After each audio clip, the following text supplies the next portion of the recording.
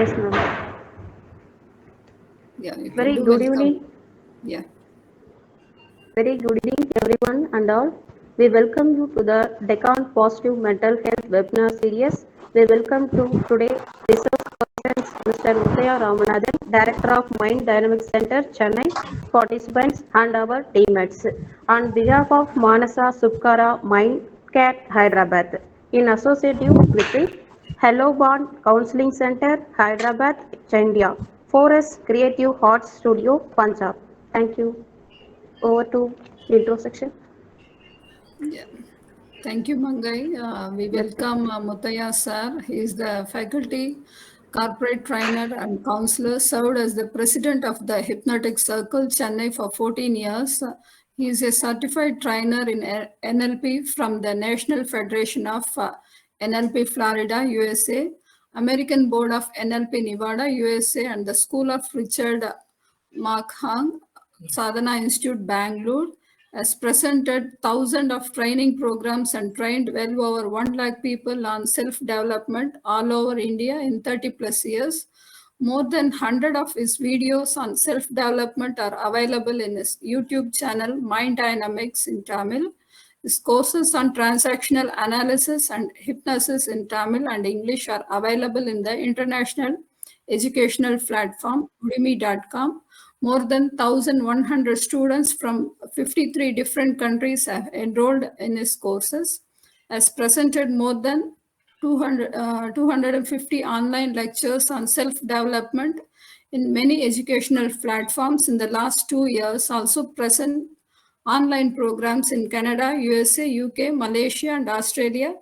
Besides India, presents a series of lectures titled Simplified Psychology 101 in Tamil, covering the syllabus of MSc Psychology in the WhatsApp group Mind Your Mind. Then he written 2 books in Tamil, Power of Subconscious Mind and Hypnosis, How to Score more than 90% in exams, has presented more than 30 lectures on various topics in psychology in our group and other groups. He specializes in psychology, hypnosis, transactional analysis, and neuro-linguistic program. We are proud to invite you, sir. We welcome you. The floor is yours. Welcome. Thanks a lot. Congratulations and best wishes for all the people who are here. And to start with, I would like to know from Sunanda, how long do I go? 6 o'clock? 6:30? 7:30, sir. What time is it? 5:30? Yeah? 6:40. 6:30, 7:30. So Yeah. you got to give me a break somewhere around 6:20. Give me a sign that I am moving on. Yeah, 7:20 till 7:20. Then Yeah, 10 minutes. 7:20, give me a bell. Yeah, so sure. I can apply the brakes and complete by 7:30, right? Yes. Yeah, I get confused with the timing. Okay. And start with Dr. Sigmund Freud. As I said a little earlier, he is one of my heroes. And number one heroes of my life. My role model is Dr. Sigmund Freud, because whoever finds out something or creates something or invents something or does some innovation on what has already been discovered or created, we call them as genius, a top class person. Even if you find only one thing and then offer it to humanity. But it so happens Freud has given more than 20 different subjects for us within psychology itself. And I don't think there is anybody equal to him in the last 2000 years. I do not think anyone else could equal him in the days to come also. Right?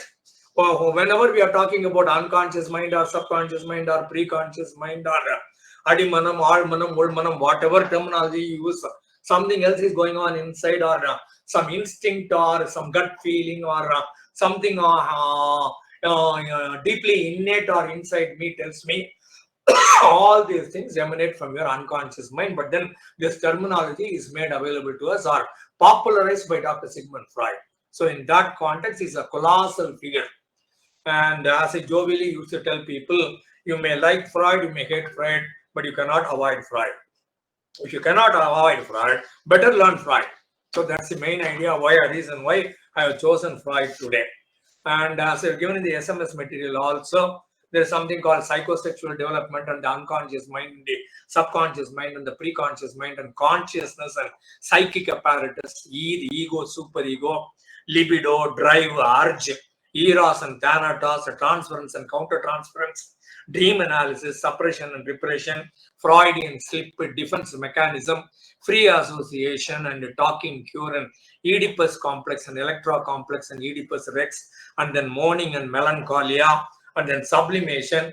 Too many things. He has offered us too many things. Even though some people still call like Tishner or Wilhelm Wundt as the father of psychology, internationally people know psychology and people have picked up a lot of information on psychology in order to lead a better life or in order to solve their problems or improve their communications or relationships. Everything boils down to Freud only. Wilhelm Wundt was the pioneer, or Tishner was the pioneer. They were the first persons to write a book or to create an experimental lab, but doesn't make them father of psychology. Even in 1857, India has had its Sepoy Mutiny, but they are not called father of India.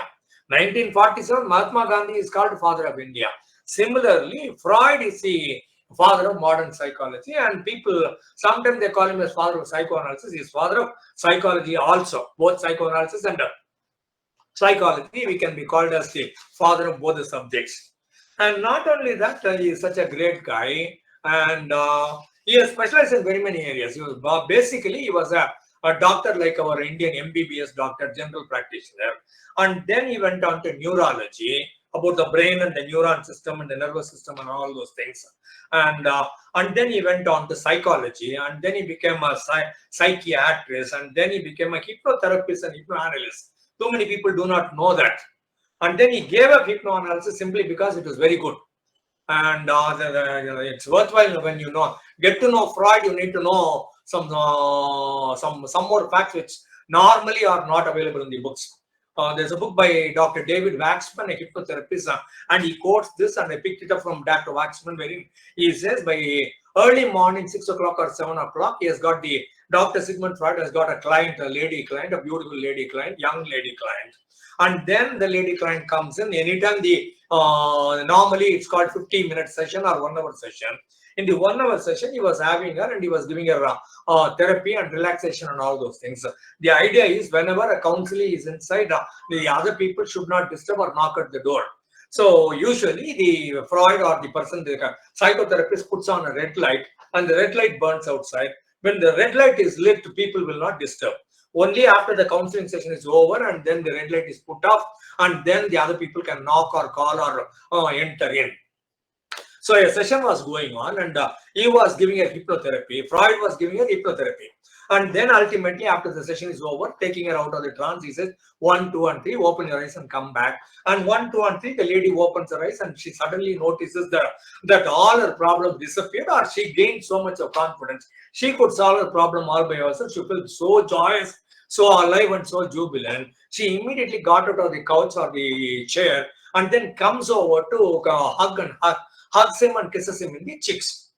But at that point of time, because 1, 2, and 3, the session is over, Freud puts off the light. There was a servant maid waiting outside in order to clean up the room. And the moment the light is put off, the servant maid started entering the room. And that point of time, this young, beautiful lady comes over and hugs Freud, kisses him in the cheeks. At that point of time, Freud was put to a lot of embarrassment. And then he says, I can't continue hypnotherapy like this because it really works, number one. Number two, the next time I put on a light, this is what other people will think. He is having some mischievous angles inside his head. So, simply because hypnosis worked, Freud gave up hypnosis and then he developed psychoanalysis. So, had Freud continued on with hypnoanalysis, the entire world will be talking only about hypnoanalysis and not psychoanalysis. It's a news that people need to know. Right? That could be a new information for other people. One other thing, unconscious mind was actually discovered. Whatever is already there and then you find out, it's called discovery. Whatever is not there and then you create something new, it's called invention. Anytime you improve upon an invention, it's called innovation. Right? So discovery is finding out what is already there. Unconscious mind was already there. Dr. Brewer was the first one to find out. Dr. Brewer was mentor for Freud and friend of Freud and teacher of Freud, all put together, gate philosopher and all those things. So Dr. Brewer working on Anna O. Bertha Pappenheim, He finds out that there is an element called unconscious mind that is causing all the problems. And then he gets to know, and then they discuss, and Freud gets to know that there is an element called unconscious mind, and that is running our life. That is all the more powerful than the conscious mind. If at all the conscious mind plays a role, it's only 20%. The unconscious mind plays 80% of the role in our lives, in our decision making, in thought pattern, in feeling, in actions, in relationships, and whatever, every area, it's the unconscious mind's play. So Dr. Brewer was the first one to find out, but then he was not able to popularize, or did not popularize. Freud gets to know it, and because of Freud, the entire world gets to know subconscious mind and unconscious mind, and they start using them. So the making it popular was Freud.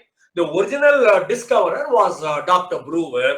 And Freud acknowledges that it is from my friend, my mentor, Dr. Brewer was the one who discovered unconscious mind. But then people normally think unconscious mind was discovered by Freud. It was popularized by Freud, right?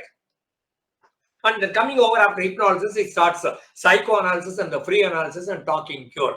So that way, a doctor, a neurologist, a psychologist, a psychiatrist, hypnoanalyst, psychoanalyst, and free analysis. Too many things he has done, right? And then one of the factor being, if there are people we come across in the politics wherein people grow up and then they will not allow anybody else to grow up. We have a problem there. Just a sec. So we have a problem taking care of other people or bringing up other people. Second line leadership. Nobody develops second line leadership. But Freud is such a person who loves other people. He was always developing people around. And some of the names that I can give you are, these are all leading psychologists in the realm called psychology, and who have played a great role, a major role in people's lives all over the world. They are Carl Gustav Jung was one, Alfred Adler is another, Stanley Hall, Abraham Brill, Ernst Jones, Sander Ferenczi, Otto Rank, Karan Horney, Eric Fromm, Harry Stack Sullivan, Wilhelm Reich, Fritz Perls, Arthur Janau, Frank Salome, Heinz Hartmann, Jacques Lacan.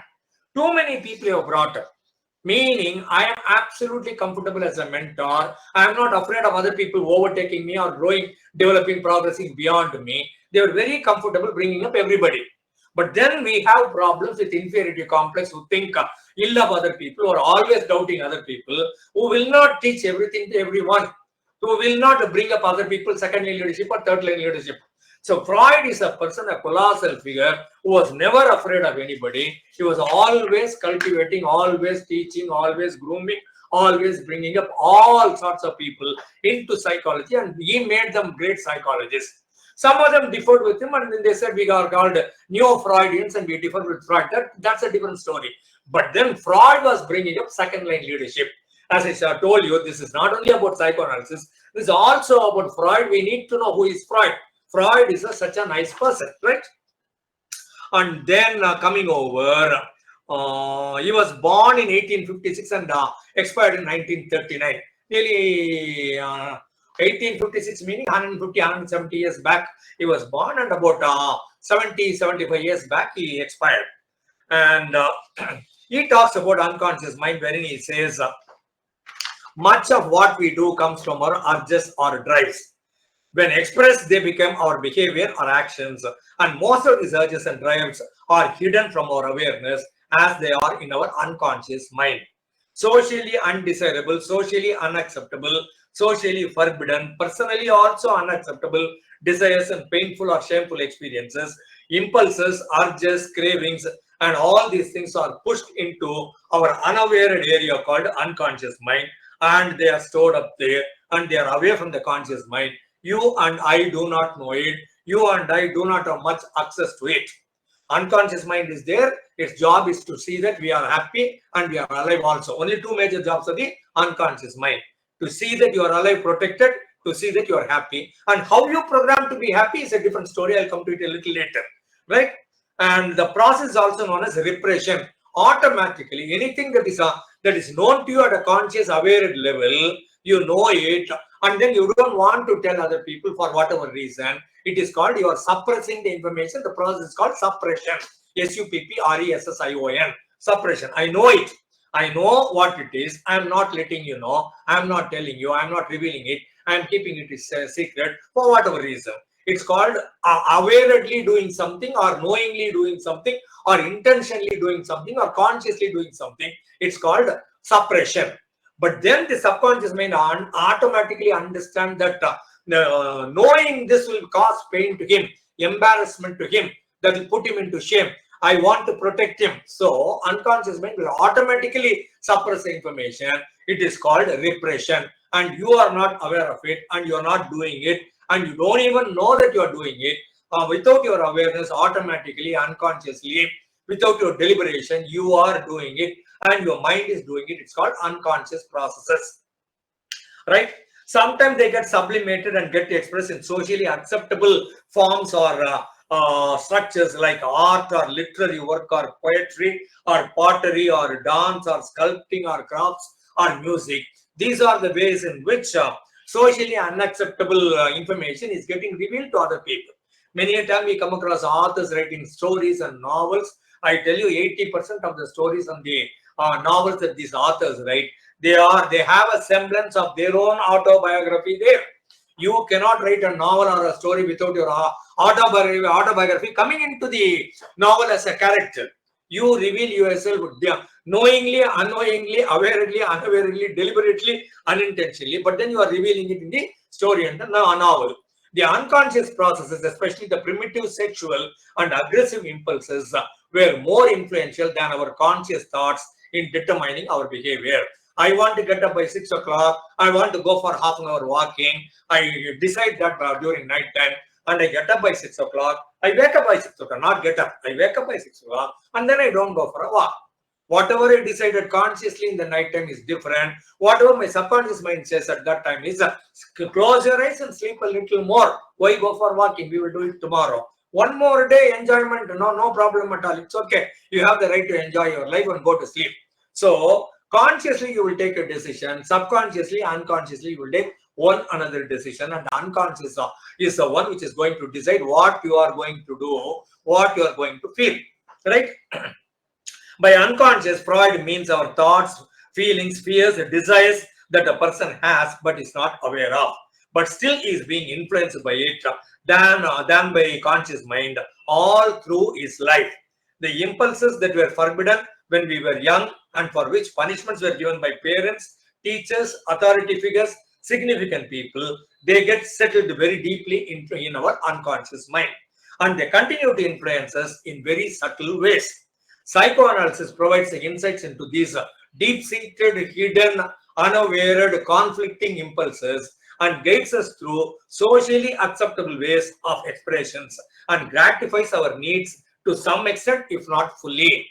We need something, but then the conscious mind decides something, unconscious mind decides something else, and during the conflict, somehow or other, the learning about our own unconscious mind will be able to satisfy some of our desires, some of our feelings and all those things, if not fully, at least to some extent. That's the idea.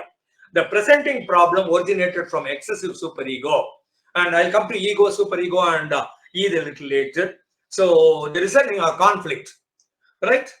And Freud says any experience needs to be fully experienced. If you laugh, laugh out totally. If you cry, cry out totally. If you want to fight, fight totally. If you're confident, express your confidence totally. Do not bottle up. Do not struggle. Do not get into your own problems or anxiety or stresses or worries and all those things. But then what happens is, even if you want to laugh, there are other people around, and then you suppress yourself and then you say, I am not supposed to laugh like this. Or your mommy daddy told you, you can't laugh like this when you were a child. So you started thinking, if my laughing is going to cause a problem to mommy, and mommy is not happy about it, I will not get my food, I will not get my chocolate, I will not get my ice cream.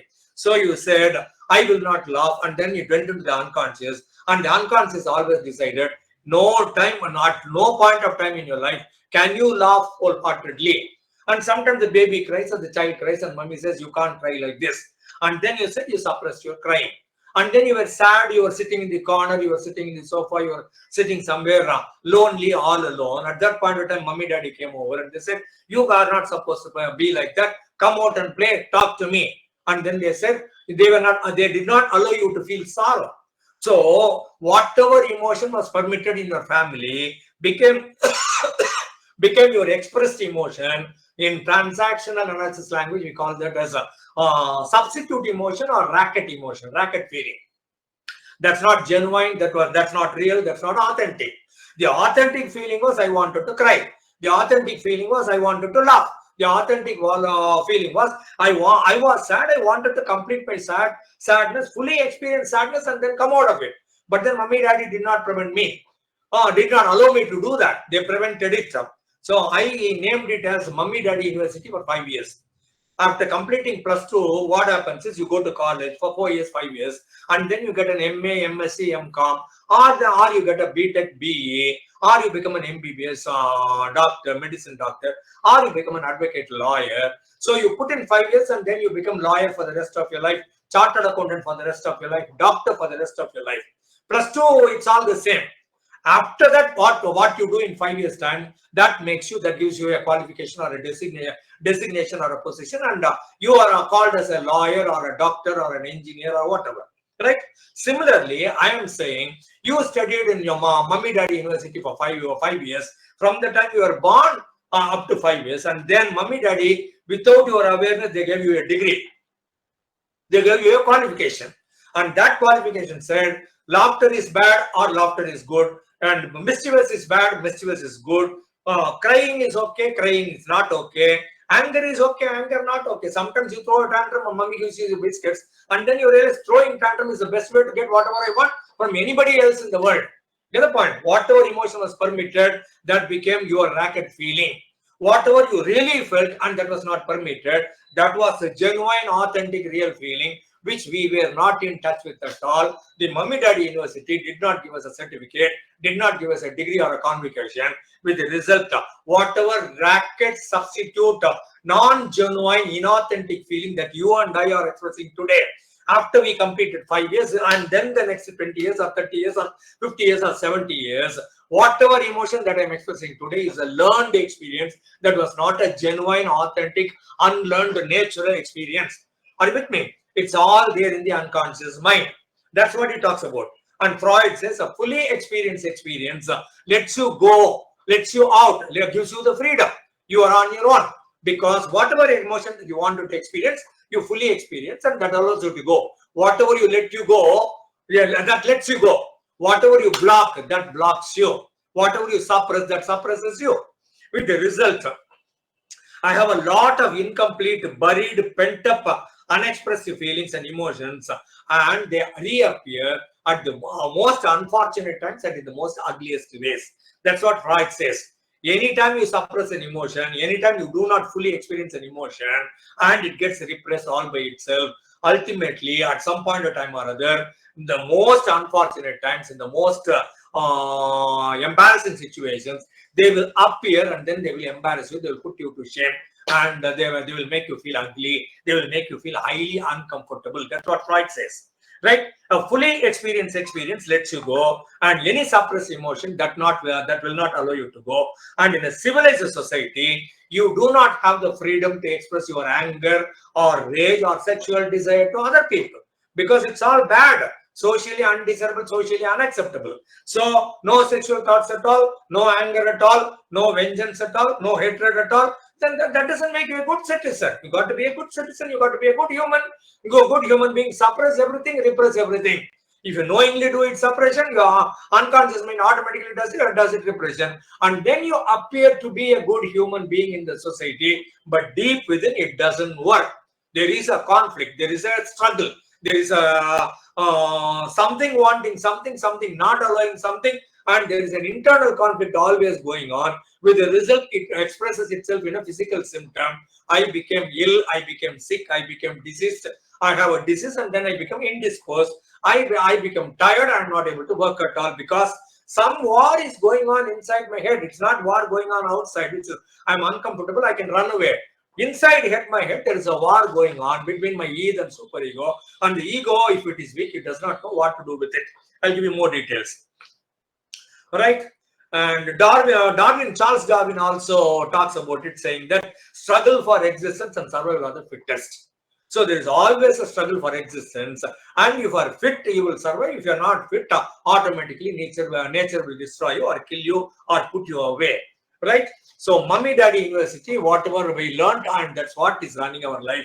And the idea is to get to know what they taught us, what they allowed us, what they prevented us from. Right? That's the purpose. And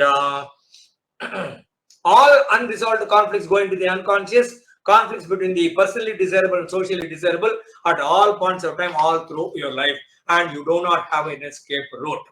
To protect you in the here and now, your unconscious took it away and stored it all in your unconscious and made you play with your conscious. Right? Collective experience are there still. And then we will go into psychosexual development. And psychology we know, sex we know, psychosexual is a new terminology which normally other people do not use. Freud was the first person to my knowledge who has coined it collectively, or they call it as compound word, meaning psychosexual development, not totally psychology, not totally sexual, but it's called psychosexual development, 0 to 5 years again. You study neuro-linguistic programming, you study transaction analysis, you study psychology or depth psychology, and you study hypnotherapy. They all talk about 0 to 5 years. By the time you are 5, you have already decided this is the way I am going to live, and you already written a story, and based on the story, you are leading your life for the rest of your life. Right? Coming back, the initial stage he calls there are 5 stages according to Freud, and number 1 stage is oral stage, 0 to 1 year or 0 to 1.5 years. Oral stage meaning the baby will put everything in the mouth. Mummy delivers the baby, maybe in about an hour or 2 hours, I do not know, I'm not quite sure how long it takes. Mummy picks up the baby and nurses the baby, breastfeeds the baby. And first time she is breastfeeding, and first time the baby is also sucking milk from the mummy's nipple and drinks it, right? Thank you, just a sec.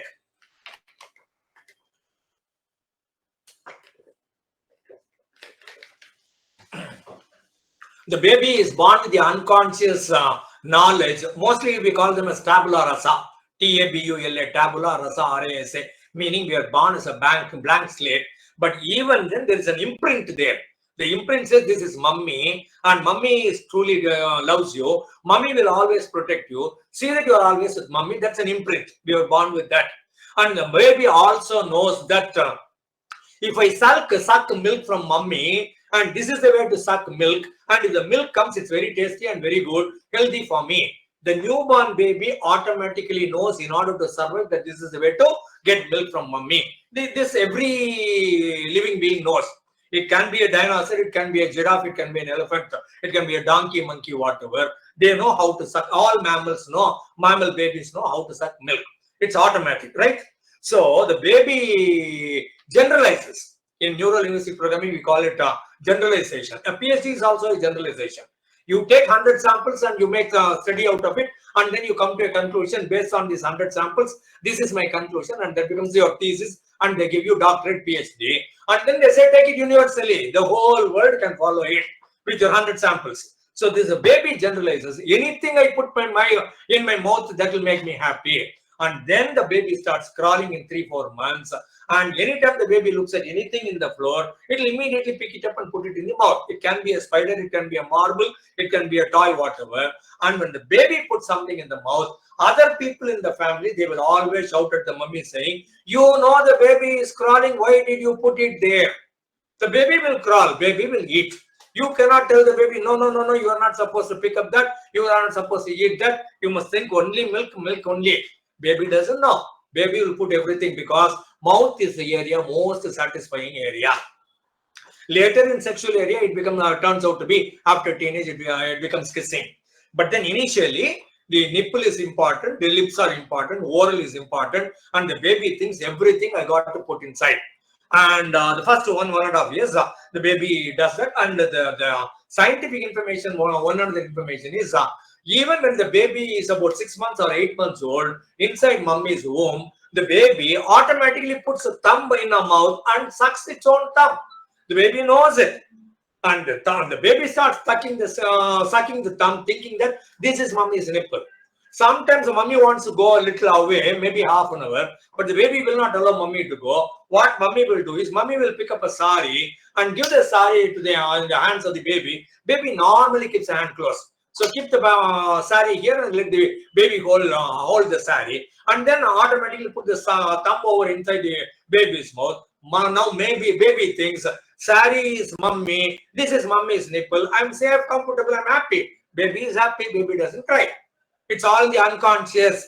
The baby thinks this is mummy, and baby thinks this mummy with me. My thumb is my mummy, right? So initially that was there. And then after it's all unconditional love. Mummy doesn't expect anything from the baby. Unconditional love, oral stage, 0 to 1.5 years. And then what happens is 1.5 to 3 years. It is 1.5 to 3 years like. This is the time the baby needs to be toilet trained. It is okay to pass urine anywhere in the apartment or the flat or in your home or house, whatever, in your living area, but not okay to pass motion, right? So mummy finds it very difficult, uncomfortable. So mummy starts training the baby. You cannot pass motion here. There is a place called restroom. There is a place called a closet and all, bathroom. You need to go there. You need to inform me. Tell me, mummy, I want to go to toilet, and then I will take you there. So it is called a toilet training. So now what happens is the unconditional love that mummy offered baby, it became a conditional love. If only you go to the toilet, if only you go to the toilet all by yourself, if only you go to the toilet calling me by name, taking my assistance, otherwise you are not an okay baby. Yeah, my love is conditional, baby. If only you fulfill the condition, I will love you, baby.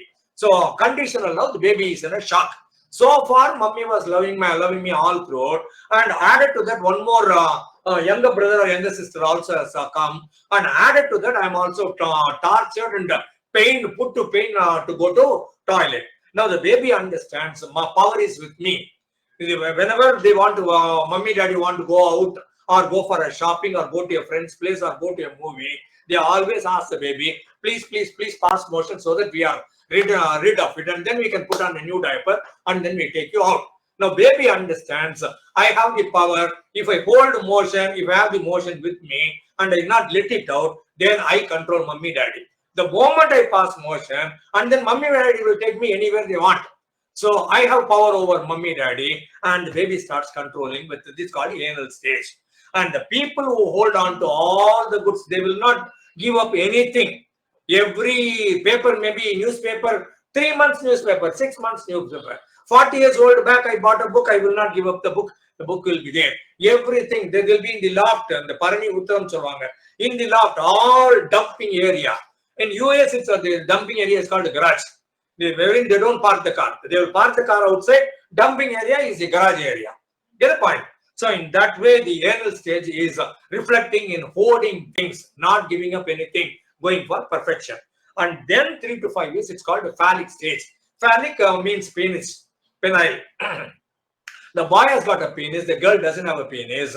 But then what happens is, during this stage, the boy and the girl, normally it could be an elder sister, brother elder or younger, sister elder or younger. When they go to toilet or when they take bath together, or when the dress is being changed, they always get to see each other. And then they notice that the girl is different, the boy is different.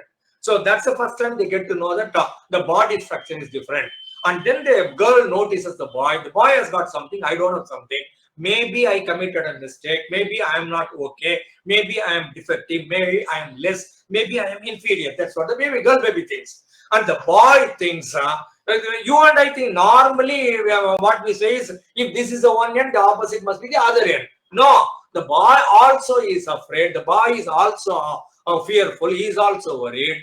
My younger sister or younger sister did something wrong, so they cut off the penis. So they lost something.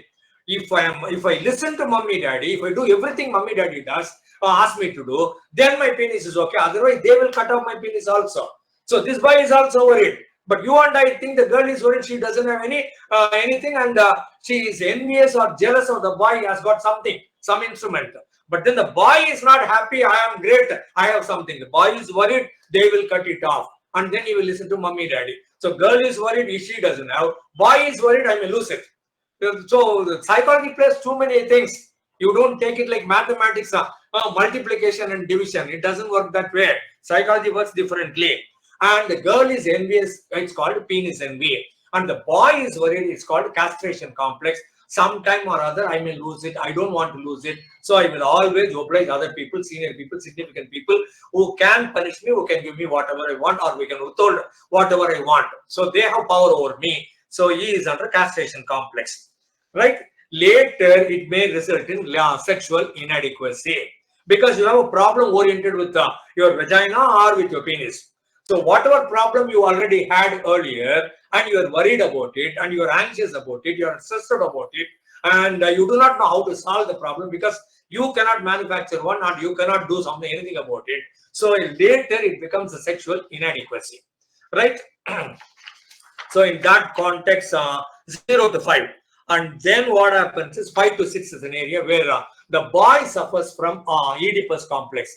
Oedipus is a boy born to a king and a queen in an area called Thebes, a small kingdom, Thebes. And when the boy was born, there comes an oracle, Delphi's oracle or a prophecy saying, this boy will kill his daddy and then he will marry his mother. But nobody believed that. But a blind person who knows it was an authority like, and the guy comes over to kings and says, this will result to true, so kill the boy. And the king orders his servant to take the boy out. And then he says, kill the boy, kill the newborn baby, boy baby. But then the servant goes out and the servant is sympathetic and he doesn't want to kill the baby. So he puts the baby in a basket and lets it out in the river. And the baby keeps on going. It reaches some village. Some farmer gets to see the basket, picks up the baby and takes care of the baby and brings up the baby for about 20-25 years as a villager. The baby doesn't know that they are not true biological parents, right? After 25 years or so, the boy starts moving around and without knowing, without awareness, the boy comes over to Thebes. Thebes was the original area where he was a prince, right? He didn't know that. And he was coming by a chariot. And it was a small bridge. And he entered the bridge first and he was moving in the narrow bridge towards entering the Thebes kingdom. The king of Thebes, his father, both do not know each other. And he also started coming along with his chariot. So he comes along, but then he comes along. And our Oedipus thinks, I came first to let the other person stop. And Oedipus's daddy started thinking that I am the king, this fellow should give me way, and he should give way. And they got into a struggle, and in the struggle, the Oedipus kills his daddy. And the moment Oedipus kills his daddy, the Thebes rule is anyone who kills the king will become the king. And not only he will become the king, he will also marry the queen. So our Oedipus kills his dad and becomes a king and also marries his mom, but he doesn't know that. Later they come to know. That's a different story. Similarly, Freud was too attracted to this story and he says, by the time you are 5 years old or so, 5 to 10 or 5 to 10, 11, pre-adolescence, pre-teenage, Freud says, the boy is always in love with his mummy and he wants mummy for himself. But then there is a villain called daddy and the daddy takes over mummy. With the result, I am not able to get mummy for myself. If only I can kill my daddy, I will get my mummy totally with me. So he wants to really kill mummy. He doesn't know how to do it, but then he feels it. He feels it. Similarly, they also say the girl baby wants to be with the daddy, but mummy becomes a villain and comes in the way. If only I can kill daddy and take over, if only I can kill mummy, I can take over daddy totally. And what she feels is called Electra complex, which is a reciprocal or antithesis of Oedipus complex. So this is what is happening in between 5 and 11 like. And it's also, no, it's all there in the 5. No, I'm sorry, I made a mistake. Somewhere around 5, 6, it's all over. Oedipus complex, castration complex, penis envy, and all those things, it's all over. And then 6 to 10 or 6 to 11, like it becomes latent, L-A-T-E-N-T, meaning unaware, and it becomes generalized, and they are not aware of their sex at all. And the boys and the girls, they all play together. They dress alike, and they move alike. They study together, play together, everything together. So no difference between a boy and a girl. So this is a time they make friends, they socialize, they develop hobbies, they become, they get educated, they go for recreation, and they move around. They are carefree, no expectations at all, no controls at all, and they don't have to obey other people. Generally, go out and play, happily play. Less than 5, mummy protect you. After 12, you start on your own. You don't listen to mummy, daddy. This is the time you listen to mummy, daddy also. You have the freedom also. Mummy, daddy let you go also. So you become socializing person and no gender orientation. Boy doesn't know he is a boy. Girl doesn't know she is a girl. And boy or girl do not differentiate themselves. Absolutely comfortable. It's latent meaning, not available to the conscious mind, right? Unaware. And then around 10, 11, 12, that's the time it becomes genital. And that's the time truly you get to know that I have a genital area and it has got a purpose. And that's the time the boy gets attracted to girl, girl gets attracted to boy, and then you dress differently and you want to spend more time with them. And then you start macho image. The boy develops his shoulder and then he starts, the mustache comes in, and then later beard comes in, and then pubic hair develops and voice breaks, and then he becomes aggressive, risk taking, and all those things. After 13 to 19, 20, like. Similarly, the girl also, she develops breasts and her hips grow, and then she develops certain curves. It's called tonic. The breasts come this way, and the waist goes with the left and the right in order to hold the baby. And then the back also develops. So the lady becomes curvy in very many areas, and in between this area, it goes inside. It's called tonic, Tawning. And the lady is totally curvy, and the lady is totally attractive, and she likes to spend time with boy. Boy likes to spend time with girl, and they get to know, aware of their gender and their orientation and their feelings and all those things. So that's genital. So these are called psychosexual development. At any point of time, you have a problem there, you will have a problem later. It doesn't go away. Whatever happens during this time, 0 to 12 years or so, it becomes so, it will always run your life. If you have a problem in oral area, you did not get enough milk, or your mummy did not give you sufficient milk, or you wanted to have mummy's milk for 6 months, mummy gave you only 3 months, or you wanted milk for 1 year without your awareness. You wanted mummy's breast milk for 1 year, mummy gave you only 10 days or 1 month or 3 months. Wherever there is a lack, or where the baby felt it was a lack, later it may turn out to be, it can become a cigarette holding on to the mummy's nipple here. Now, it's no more cigarette. It's not the cigarette. It is actually a mummy's nipple. And it becomes alcohol. It is not alcohol. It is actually mummy's breast milk. So milk is not enough. It can become alcohol. And nipple not enough. It becomes cigarette. Likely, I'm not saying always. I'm saying very likely. Check it out. And then we come into 3 components of personality according to Freud, or thoughts and feelings and actions. So you and I have got a personality, and the contents of the personality are only 3. They are my thoughts mainly in the left brain, and my feelings mostly in the right brain. And then we come to actions, which is being exhibited outside. My thoughts and feelings are inside my head, my actions are outside. And the management is more oriented with my actions, performances in the office, and the management does not bother about thoughts and feelings. Psychology is more oriented to thoughts and feelings, and it says automatically the action will become better if you manage your thoughts, you manage your feelings, right? Psychology realm is different, management realm is different. The thoughts and the feelings create the action, and management is oriented to the action only. Psychology is in the real realm called what is your thought, what is your feeling, how can we make it positive. If only these two are made positive, actions are automatically combined. Management is nothing provided all the managers know psychology. It's my personal opinion. You may agree, you may disagree. That's a different story. Coming back, there is Freud talks about psychic energies. We have energy, and Freud calls them as psychic energy, meaning psychological energy, or emotional energy, or energy coming from within, not in the body, reflected in the body, available in the body, but the energy is inside. There are 2 people of equal body, equal physical structure. One is motivated to get the job done. The other one is wants to lie down and watch fun. Get the point? Some people want to sit in the audience. Some people want to play in the ground. So how do you want? The physical structure is the same. I tell you, Steve Jobs or Bill Gates or Jeff Bezos or Mark Zuckerberg, they have the same physical structure like me. Maybe a little bit this way, that way. Physical structure is the same internationally. So here we come to it, psychic energy. and he calls them as three principles. One is called the pleasure principle, Eid. Another one is called superego or morality principle. The other one is called ego or reality principle. Eid. Eid is the pleasure principle. I want something.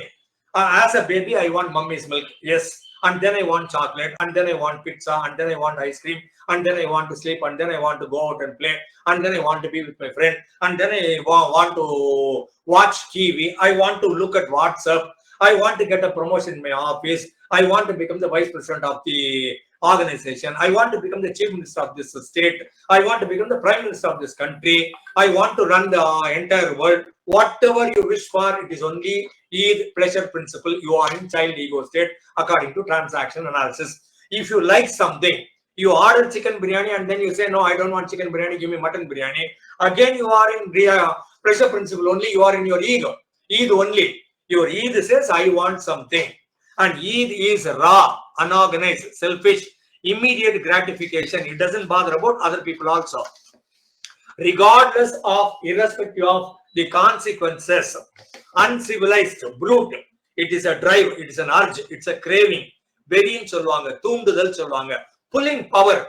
It's inviting you. It can be a sexual drive also.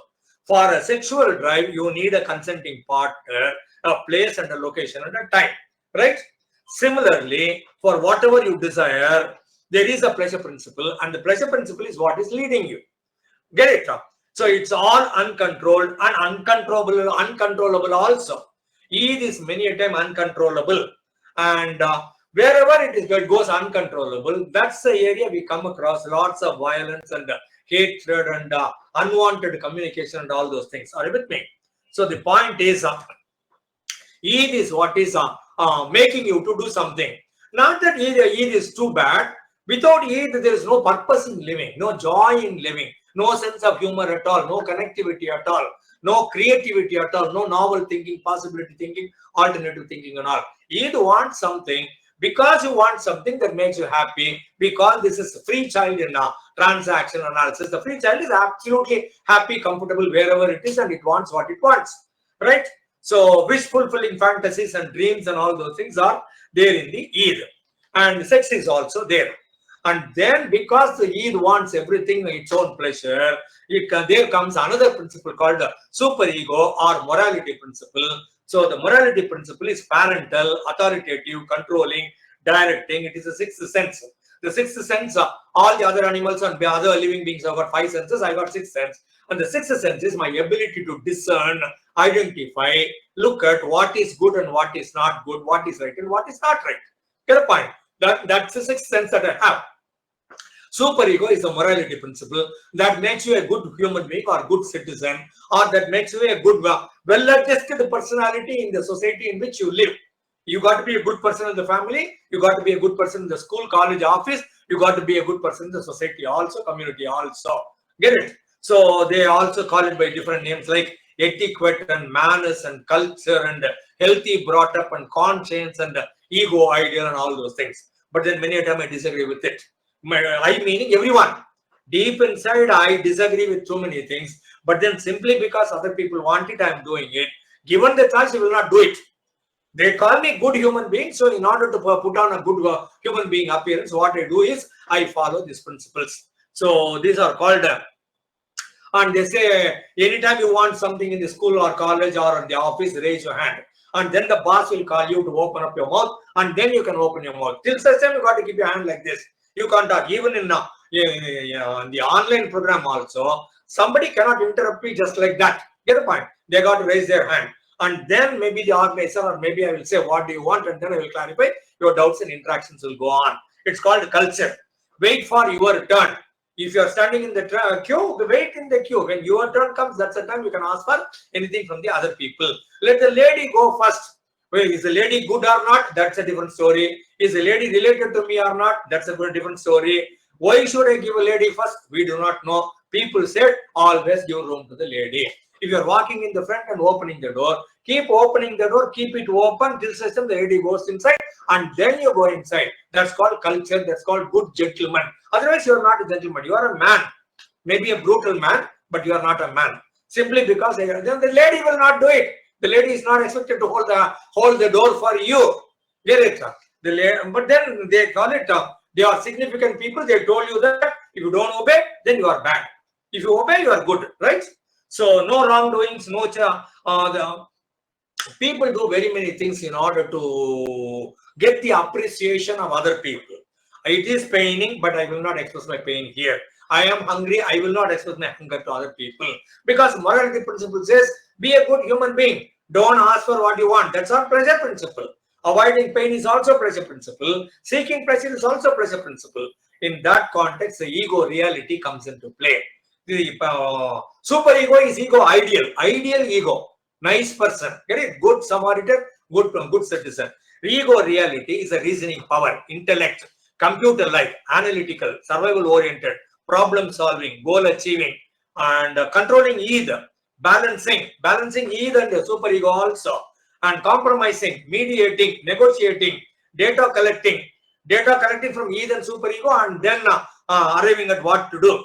Neocortex, prefrontal lobe, and ability to discern, executive personality, intellect of the higher order, reasoning, learning, decision making, compromising, solving, achieving. A secondary process, well intentioned.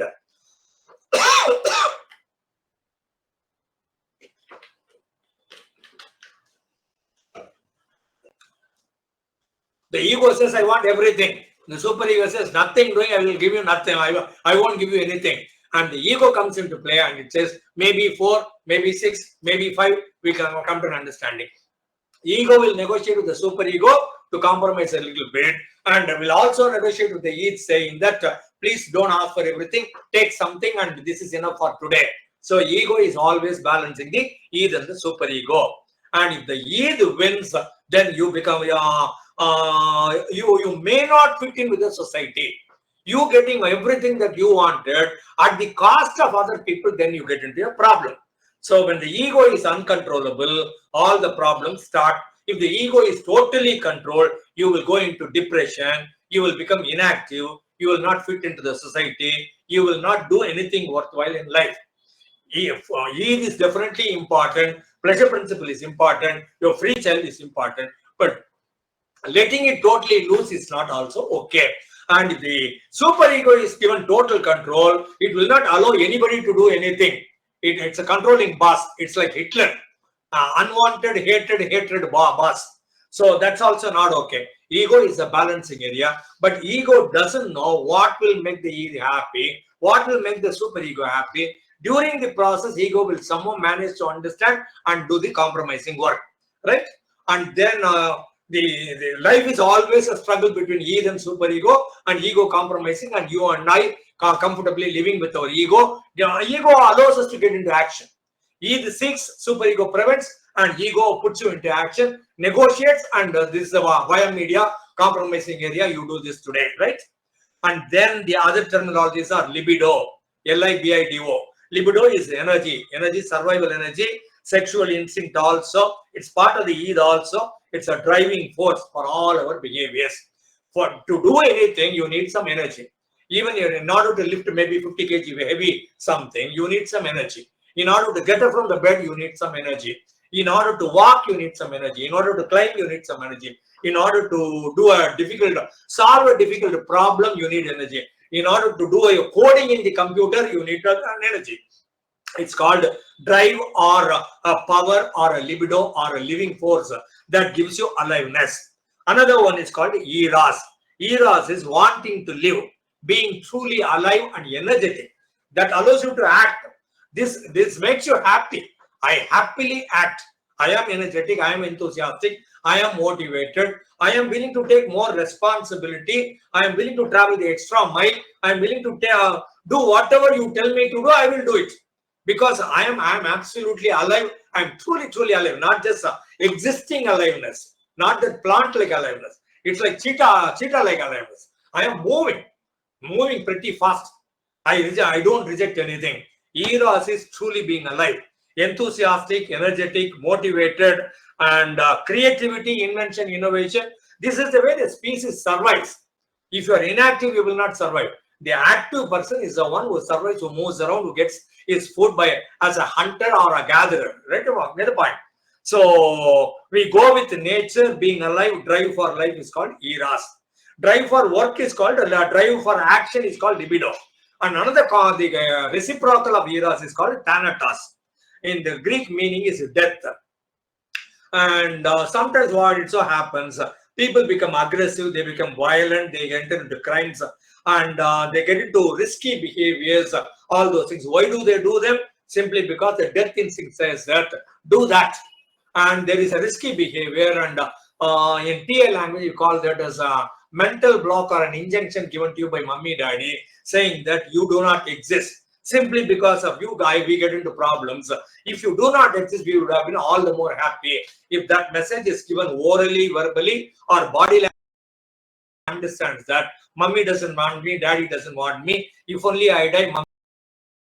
Later, the baby will pick up a job like work in the fire station, become a police officer, police constable, join the military, do bungee jumping, go for horse racing, motorcycle racing, and do all sorts of risky behaviors, or become an army commando. Get the point? Or start protecting the prime minister, chief minister, or minister, or MLA. And if there comes a bullet, you will take the bullet and keep the prime minister alive, chief minister alive. These people take up a job which may not give them a guarantee that they will come back home by 5 o'clock, 6 o'clock.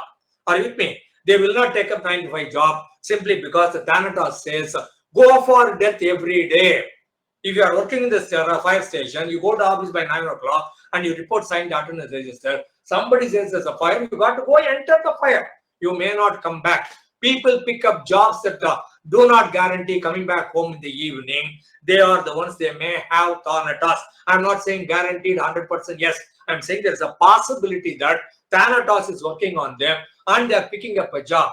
Driving a motorcycle at 200 kilometers per hour in the bend and hairpin bend and 200 kilometers and you drive like that, you can end up dead by your mistake. You can end up dead by the mistake of other 10 drivers also. Knowing fully well that I am not responsible, I didn't do anything, but then that fellow come and hit me. I can die. I can die at any point of time. So the Thanatos is at play there.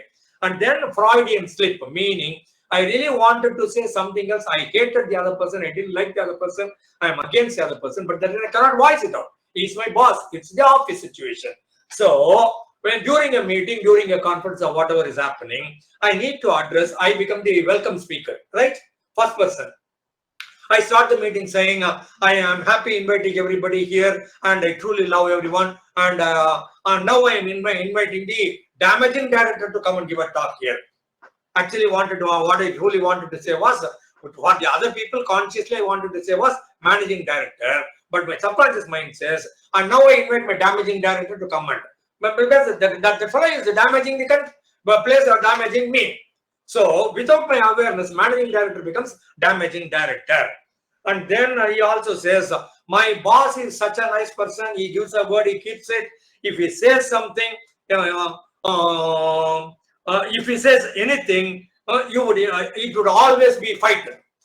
Whenever my boss says anything, it will always be right. That's what he wanted to say. But then what is he saying? Anytime my boss says anything, it will always be fight. And then he says, sorry, sir, right, sir. So, Tamil சொன்னோம்னா நிர்வாக இயக்குனர் அவர்களே சொல்லணும். நம்மால நிர்வாண இயக்குனர் அவர்களே அப்படின்னு சொல்லுவாங்க. கலைஞானி அப்படின்னு சொல்லணும். களவாணி அப்படின்னு ஆரம்பிச்சுட்டு சாரே. களவாணின்னா பேண்டிட்னு அர்த்தம், ராபர்னு அர்த்தம். புரியுதா? So these are all called Freudian slips. And then dreams. Dreams are real long as you are dreaming. Dreams become dream only when you open your eyes. Excuse me, sir. 7:35 ஆச்சு. சரி, 2 minutes கொடுத்துறேன். Dreams are the royal road to your unconscious mind, and dreams are, you are responsible for your dreams, and nobody taught you how to dream. You were dreaming simply because you wanted to fulfill your pleasure principle, wherein I really wanted to have 5 wives, but then the country said you can have only 1 wife. So in my dream, I will have 4 more wives, and then I will have a nice time, grand gala time with all the 5 wives. And then they wake up time, and then he said, it's okay, no one knows me, it's all right. All my illegal, undesirable, unacceptable desires do get fulfilled in my dream. Dreams allow you to let out that which is not okay in the society, right? And then there is another one called transference, wherein I put the face of one onto the other person. That's called transference. My daddy is a person who is very strict military-like. I was brought up that way. And then later I become 25, enter an office. I'm working in the office. My boss one day finds out that I made a mistake and he shouts at me. The moment boss starts shouting at me, I become 5 years old and then I'm standing in front of my daddy and I have transferred my daddy's face onto my boss and then he starts trembling. And boss is not really bad. I made a mistake. Boys are simply pointing it out. But then what do I feel? I am not 25 years old now. I am not 40 years old now. I became a 5 years old boy, girl. I'm standing in front of my mummy, daddy, and this is my mummy, daddy scolding me. It's called transference. Transference always happens in a counseling session wherein the counselor is such a nice person. The counselor gets attracted towards the counselor. And the counselor always falls in love with the counselor so long as boy or girl. If the counselor is a girl, she will fall in love with the boy counselor. If the counselor is a boy, he will fall in love with the counselor as a lady, right? And sometimes it's so unwittingly, unawarely, or deliberately, knowingly, intentionally, the counselor also falls in love with the other person. Counseling. That's called counter-transfer. That's also risky, unethical, not to be done. And then there are lots of defense mechanisms, defending myself, protecting myself from the other people. They are not physically, psychologically. They are called repression, undoing, sublimation, compensation, identification, withdrawal, introjection, acting out, rationalization, transference, counter-transference, and all these things are called a defense mechanism. But by and large, I am done. Whatever terminology that I used here, access the Google, get to know a lot more. Freud is such a colossal figure. There's a lot more to know about Freud. Freud is a treasure house. Go ahead and make the most of it. Thank you very much. I'm done. Thank you, sir. Yeah, Vidya ma'am. சாருக்கு ஈடு சாரே தான் அப்படிங்கறது சொல்லறதுக்காக தான் வந்தேன், வேற ஒண்ணும் இல்ல. கொஞ்சம் அப்பப்போ தண்ணியும் குடிச்சுக்கலாம். ஐயோ சாரி, நீலம் மேம் இருக்காங்க, தமிழ் புரியுமான்னு தெரியல. You were I mean, you know, going on and on, sir, pouring your wealth of wisdom and knowledge to us. Truly grateful. Drink water, that's what I said, because you know, I guess you were choking for breath also at times. But I think your love and passion for teaching and pouring your heart out is what I saw. Thank you for sharing the abundance of knowledge. Even though we know certain things, when you say it, we get a kind of a lateral thinking, or oh my God, I didn't look at it in this particular aspect. So thank you, and a bigger thank you to the organizers and you as a speaker, sir. Truly, I feel blessed when I attend your sessions. Not every time we get an opportunity to tell it on screen, but I'm just lucky today. Thank you so much. Welcome. This is a free consultation from a doctor. Thank you, Vidya. Yes, ma'am. Yes, Neelam ji. Sir, I was in a trance-like state, and I was told ma'am's Sunanda ma'am's lab words. It seemed as if I was being thrown out of the dreamland. So just fell down from that. So we were in trance. Really wonderful session, sir. Very nice. Thank you. Yeah, thank you, Neelam ji. Sheila. Good evening, sir. This is Sheila here. Sir, all I can say is today, in Freud's name, you've given us the essence of psychology and the essence of life. I don't think anybody could do it but you, sir. It's your love for it. I think anybody will fall in love with psychology. I think you made it a storytelling session where everybody is going to remember it for life. Thank you very much, sir. God bless you. My mission is to make people study psychology. So we are there, sir. Psychology in such a way, people will feel motivated to join BSc Psychology, MSc Psychology, and then become psychologists. The world will become a better place. That's Very my goal. true. Very true, sir. We are there with you, sir. We will carry forward your dream. Thank you, ma'am. Ananta? Yeah, thank you, sir. It's really wonderful. I'm very blessed to attend this wonderful session. It's like Bhagavad Gita வந்து நம்ம ஒவ்வொரு தடவையும் படிக்கும்போது ஒரு meaning வரும் நமக்கு. So the same way, it is like Freud or the concept one, it is like it's an ocean. No, where it's a theoretical framework full நம்மளோட டெவலப்மெண்ட்டை பத்தி அவ்வளோ டீட்டெயில்டா போக போக இருந்துட்டே இருக்கும். ஸோ இது வந்து வித்தின் ஒரு 1.5 hours நீங்க வந்து இது பண்றதுன்றது சான்ஸே இல்லை sir. So really I am so happy to attend this session. Thank you sir. Freud writing totally put together, it exceeds 5,000 pages. Yeah. Collected works of Freud ஒரு book இருக்குது 5,000 pages. Single book 5,000 pages. இல்ல 5 volumes இருக்கும் 5,000 pages இருக்குது. Complete works of Freud. So what I'm saying is I managed to talk about it in about an hour or so.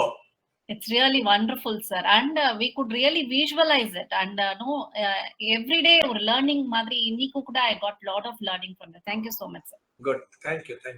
Yeah, thank you, Lalita. Yeah, Jyoti. Thank you, sir. Many folks for the wonderful session, sir. I wanted to ask one question. I was asked this in an interview when I applied for a job. What's the difference between psychoanalytic theory and psychodynamic theory? Psychodynamic, very many things come into play, and importantly, psychoanalysis comes in, right? And you're asking about interview. I was asked in the interview about this question, and I was not having the answer. Theoretically, I'm not able to give you an answer. You do one thing. Take my phone number and give me a call, and then I'll look it up and give you a detailed answer. Psychodynamic and yeah, you can repeat. There are very many schools in psychology, and certain schools are put together and called psychodynamics. Some to do with conscious mind like CBT, more in the realm of cognition and awareness. Some in the realm of depth psychology and unconscious mind, hypnotherapy or psychotherapy. Get it? So there are very many schools of thoughts, and some schools of thoughts all come together.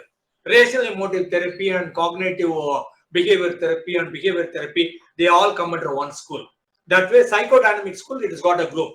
And one of the major areas in psychodynamics is Freud psychoanalysis. I'm not able to give you much more answer now. I do not know. I need to check. Thank you, sir. Thank you, sir. I'll give my phone number here. Take my phone number and then give me a call. I'll look it up and yes, sir. Let you know. 938103431. Right?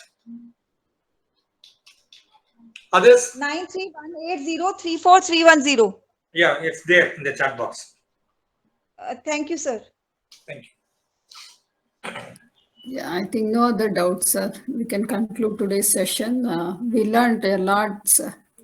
As Vidya ma'am said, கிணறு தோண்ட தோண்ட அது தண்ணி வரும்னுவாங்கல்ல, அது மாதிரி knowledge, different angle we are learning to transference, then counter transference, Freudian slip. You give day-to-day life examples. You beautifully explained, sir. We won't forget. We connect our day-to-day counseling sessions. Please accept our gratitude on behalf of Deccan Positive Mental Health, then Manasha Shubhakara Mind Care, Yellow Pond Counseling, Hyderabad, then Forest Creative Art Studio from Punjab. Thank you, friends, and good night. Take care. Bye-bye, everyone. We can meet next week.